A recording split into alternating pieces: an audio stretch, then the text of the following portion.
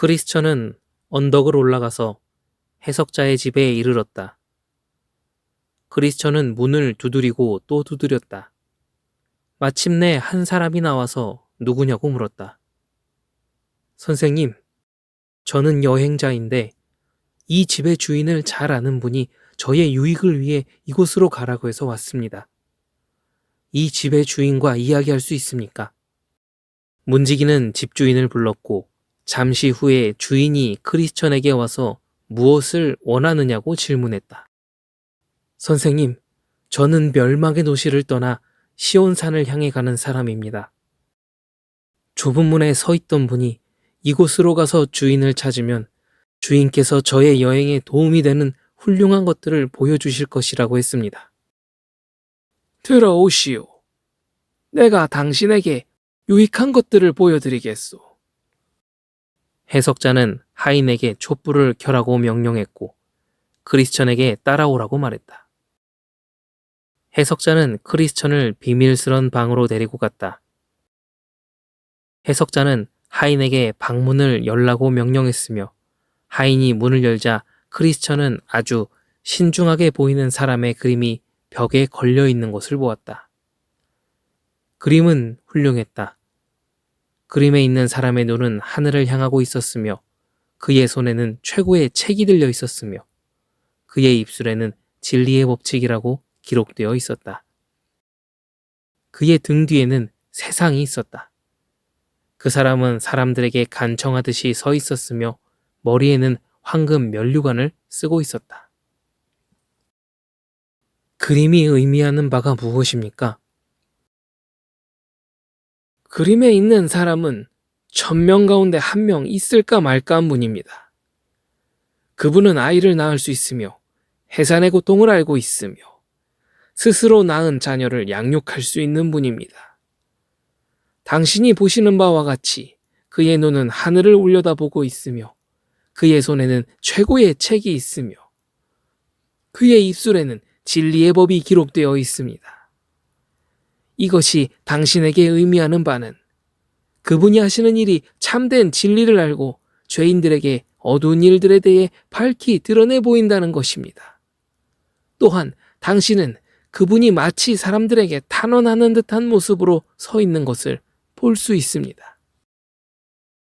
반면에 당신은 그분의 뒤로 세상이 펼쳐져 있는 것을 볼 수 있고 그분의 머리에 면류관이 씌워져 있는데 이것은 주님께 드리는 봉사를 사랑해서 이 세상의 것들을 가볍게 보고 무시했던 것을 의미합니다.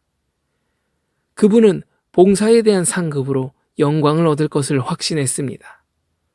내가 이 그림을 첫 번째로 보여주는 이유는 그림 속에 있는 그분만이 주께서 인정한 당신의 인도자이며 그분만이 당신의 길에서 만날 수 있는 모든 어려움을 도와주실 것이기 때문입니다. 따라서 내가 당신에게 보여준 것에 주의를 기울이고 당신이 본 것을 잘 기억하십시오. 당신이 여행하는 중에 바른 길을 인도하는 것처럼 가장하는 자들에게 속지 않게 하기 위한 것입니다. 그들이 제시하는 길들은 모두 죽음에 이르게 합니다. 해석자는 손을 붙잡고 크리스천을 이끌어 매우 넓은 거실로 데리고 갔다. 거실은 빗자루로 한 번도 쓸지 않아서 먼지로 가득 차 있었다. 해석자는 잠시 거실을 둘러본 후에 하인에게 먼지를 쓸라고 말했다.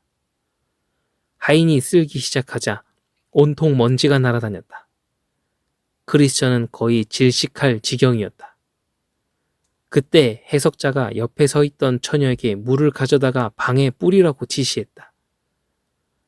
처녀가 물을 뿌린 후에 방을 쓸자 거실은 말끔히 청소되었다.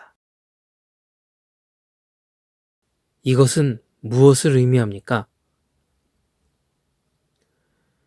이 거실은 달콤한 은혜의 복음으로 성화되지 못한 인간의 마음입니다. 먼지는 인간의 원죄와 내적 부패로 전 인격을 더럽히고 있습니다. 처음에 방을 쓸기 시작한 하인은 율법입니다. 그리고 물을 가져다 뿌린 처녀는 복음입니다. 당신도 보신 바와 같이 처음에는 방을 쓸기 시작하자마자 먼지가 온통 날아다녀서 방은 절대 깨끗해지지 않았고 먼지 때문에 당신은 거의 질식할 뻔했습니다. 이것이 의미하는 말은 이렇습니다. 율법이 죄를 발견하게 하고 죄를 금하지만 죄를 뿌리 뽑지 못하기 때문에 죄에서 마음을 깨끗하게 하는 대신 우리 영혼의 죄를 살리고 힘을 얻게 해서 죄를 증가시킨다는 것입니다. 당신이 보신 것과 같이 처녀가 방에 물을 뿌린 뒤 청소를 하자 방은 깨끗해졌습니다. 이것이 의미하는 바는 복음이 인간의 심령에 영향을 끼치면 마치 처녀가 방에 물을 뿌려 먼지를 가라앉힌 것처럼 죄가 정복되고 진압된다는 것입니다. 그러한 믿음을 통해 영혼은 깨끗해지며 결과적으로 왕의 영광이 머무르기에 적합하게 됩니다. 나는 꿈속에서 해석자가 크리스천의 손을 잡고 아주 작은 방으로 데리고 가는 것을 보았다. 방 안에는 두 어린아이가 있었는데 나이가 더 많은 아이의 이름은 정욕이었고 다른 아이의 이름은 인내였다. 정욕은 불만이 가득 차 보였으나 인내는 매우 조용히 있었다. 그때 크리스천이 질문했다. 정욕이 불만을 갖고 있는 이유가 무엇입니까? 해석자는 저들의 통치자가 내년까지 기다리면 최고의 것들을 주겠다고 했습니다. 그런데 정욕은 지금 모든 것을 갖기 원하고 있습니다. 그러나 인내는 기꺼이 기다리고 있는 것입니다. 라고 대답했다. 그때 나는 어떤 이가 보석 가방을 들고 정욕에게 와서 그의 발 앞에 쏟아놓는 것을 보았다. 정욕은 보석들을 취하고 즐거워하면서 인내를 조롱하고 비웃었다. 그러나 나는 얼마 안 되어 정욕이 모든 것을 낭비하고 누더기 옷밖에 남지 않은 것을 보았다. 이것이 의미하는 바를 좀 더 충분하게 설명해 주십시오.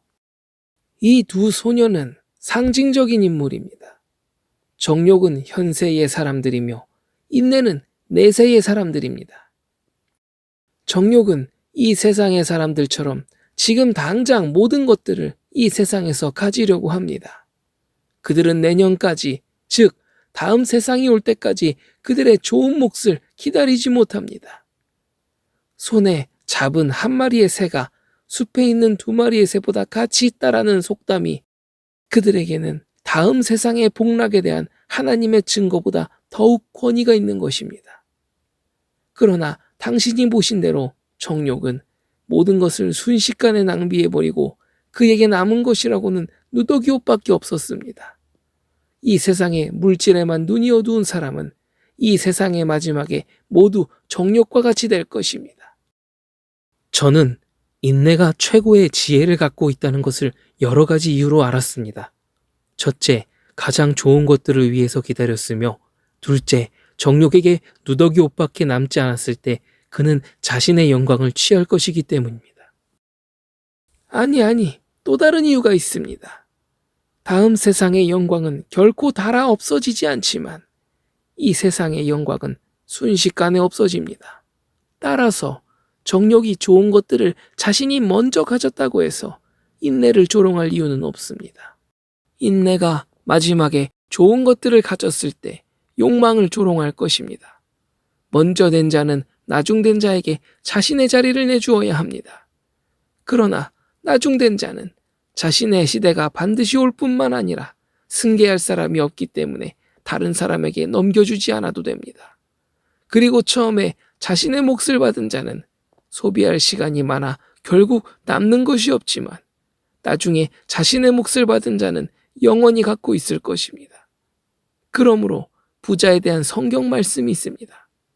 너는 살았을 때에 좋은 것을 받았고 나사로는 고난을 받았으니 이것을 기억하라. 이제 그는 여기서 위로를 받고 너는 괴로움을 받느니라. 이제 저는 당장 눈앞에 있는 것들을 탐내기보다 장차 올 것들을 기다리는 것이 현명한 일이라는 것을 깨달았습니다. 당신은 진리를 말했습니다. 우리가 주목하는 것은 보이는 것이 아니요 보이지 않는 것이니 보이는 것은 잠깐이요 보이지 않는 것은 영원함이라.